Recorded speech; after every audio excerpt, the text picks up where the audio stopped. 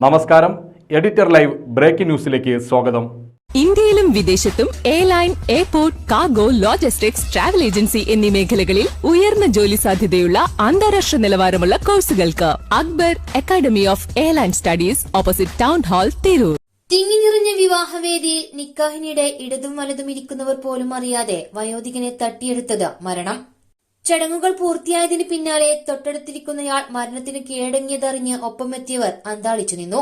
Tanur Ozhur Ayyala Vellachal MKM ഓഡിറ്റോറിയത്തിൽ വ്യാഴാഴ്ച പകലാണ് സംഭവം.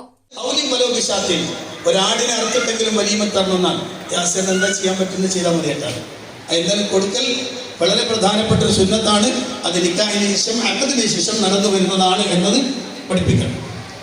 ഇനി പറയാൻ പോകുന്ന 3 കാര്യങ്ങൾ ഞാൻ പെട്ടെന്ന് പറയണം. അതിൽ ആ പെൺകുട്ടി എത്രയും കാലം വളർത്തി വലുതാക്കിയത് മുസ്ലിമായി. ആ കുട്ടിക്ക് വിദ്യാഭ്യാസം കൊടുത്തു, പൊന്നുപോലെ വളർത്തിക്കൊണ്ടുവന്നു. നിങ്ങൾ കണ്ടിഷ്ടപ്പെട്ടു, ആ ഇഷ്ടത്തിനനുസരിച്ച് ആ കുട്ടിക്കും ഇഷ്ടമായി, അങ്ങനെ നിങ്ങൾക്ക് വാങ്ങിച്ചു തരാൻ പോവുകയാണ്. ഏറ്റവും നന്നായി ആ കുട്ടിയോട് പെരുമാറണം. അതിൽ ഏറ്റവും പ്രധാനം എല്ലാ ഉത്തരവാദിത്വവും നിങ്ങളുടെ മേൽ നിക്ഷിപ്തമാണെന്നാണ്. ആ കുട്ടിയുടെ വസ്ത്രം, ഭക്ഷണം എല്ലാം നിങ്ങൾ കൊടുക്കണം. അടുത്തത്, ചങ്ങരംകുളം പള്ളിക്കര സ്വദേശി കറുപ്പൻ വീട്ടിൽ മൂസ എന്ന 78-കാരനെയാണ് നാട്ടുകാരുടെ ഇടയിൽ നിന്ന് അവരാരും അറിയാതെ മരണം തട്ടിയെടുത്തത്. അയൽവാസിയുടെ മകന് നിക്കാഹിൽ പങ്കെടുക്കാൻ വെള്ളച്ചാലിലെ ഓഡിറ്റോറിയത്തിൽ എത്തിയതായിരുന്നു മൂസ. സംഭവ സമയത്ത് 500ഓളം പേർ സദസ്സിലുണ്ടായിരുന്നു. ഓഡിറ്റോറിയത്തിൽ 2ാമത്തെ നിരയിലാണ് മൂസ ഇരുന്നിരുന്നത്. ഇടതും വലതുമെല്ലാം ചങ്ങരംകുളത്തു നിന്ന് എത്തിയവർ ഉണ്ടായിരുന്നു. കസേരയിലേക്ക് ചാഞ്ഞിരിക്കുന്ന മൂസ ഉറക്കത്തിലാകുമെന്ന് അവരെല്ലാം കരുതി. നിക്കാഹിന് ശേഷം ഭക്ഷണം കഴിക്കാൻ മൂസയെ തട്ടിവിളിച്ചപ്പോഴാണ് നടുക്കുന്ന വിവരം അവർ അറിഞ്ഞത്. അതോടെ സമീപത്തെ ക്ലിനിക്കിലും പിന്നീട് കോട്ടക്കൽ അൽമാസ് ആശുപത്രിയിലും എത്തിച്ചെങ്കിലും മരണപ്പെട്ടിരുന്നു. മൂസയുടെ മകൾ ഉൾപ്പെടെയുള്ളവരും ഓഡിറ്റോറിയത്തിൽ ഉണ്ടായിരുന്നു.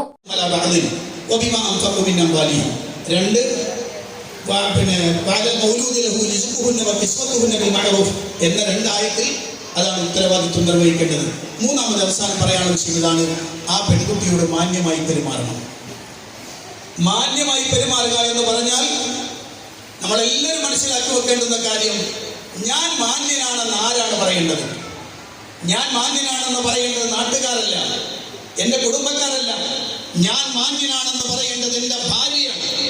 എന്റെ ഭാര്യ പറയണം, അയാൾ തിരക്കേടില്ല, അയാൾ മാന്യനാണ് എന്ന്. അങ്ങനെ പറയാൻ ഒരു സ്ത്രീ തന്റെ ഭർത്താവിനെ കുറിച്ച് പറഞ്ഞാൽ ആ ഭർത്താവ് വിജയിച്ചയാളാണ് എന്നാണ്. നിങ്ങൾക്കറിയുമോ, അല്ലാഹുവിന്റെ ഹബീബ് സല്ലല്ലാഹു അലൈഹി വസല്ലം അവിടുത്തെ വഫാത്താകുന്ന സമയത്ത് 9ഓളം ഭാര്യമാർ ജീവിച്ചിരിപ്പുണ്ടായിരുന്നു. 9 ഭാര്യമാർ ജീവിച്ചിരിക്കുന്നു റസൂലുള്ളാഹി വഫാത്താകുമ്പോൾ. പ്രവാചകന്റെ വഫാത്തിന് ശേഷം പ്രവാചകൻ സല്ലല്ലാഹു അലൈഹി വസല്ലമയുടെ കുടുംബ ജീവിതത്തെ കുറിച്ച് അന്വേഷിച്ചുകൊണ്ട് സ്വഹാബികൾ പ്രവാചക പത്നിമാരുടെ വീട്ടിലെത്തുന്നുണ്ട്. പ്രവാചകനേക്കാൾ പ്രായമുള്ള സൗദ ബീവിയുണ്ട്.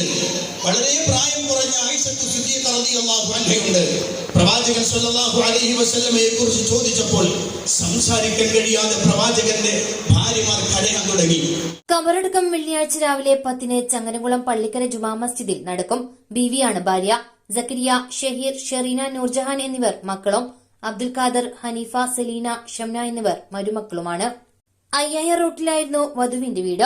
ഓഡിറ്റോറിയത്തിൽ രാവിലെ നിക്കാഹും ഉച്ചക്ക് വിവാഹ വിരുന്നുമാണ് ഒരുക്കിയിരുന്നത്. വിദേശത്തും airline, airport, cargo, logistics, travel agency എന്നീ മേഖലകളിൽ ഉയർന്ന ജോലി സാധ്യതയുള്ള അന്താരാഷ്ട്ര നിലവാരമുള്ള കോഴ്സുകൾക്ക് world wide top 10 institute premier circle member Akbar academy of airline studies, opposite town hall, Tirur. കൂടുതൽ വിവരങ്ങൾക്ക് വിളിക്കുക 9388221922. ട്രാവൽ ആൻഡ് ടൂറിസം, ഏവിയേഷൻ രംഗത്ത് ഉയർന്ന ജോലി സാധ്യതയുള്ള 3-year ഡിഗ്രി കോഴ്സുകൾ നൽകുന്ന മലബാറിലെ ആദ്യത്തെ എയർലൈൻ ഡിഗ്രി ക്യാമ്പസായ അക്ബർ കോളേജിൽ വിവിധ കോഴ്സുകളിലേക്ക് അഡ്മിഷൻ ആരംഭിച്ചിരിക്കുന്നു.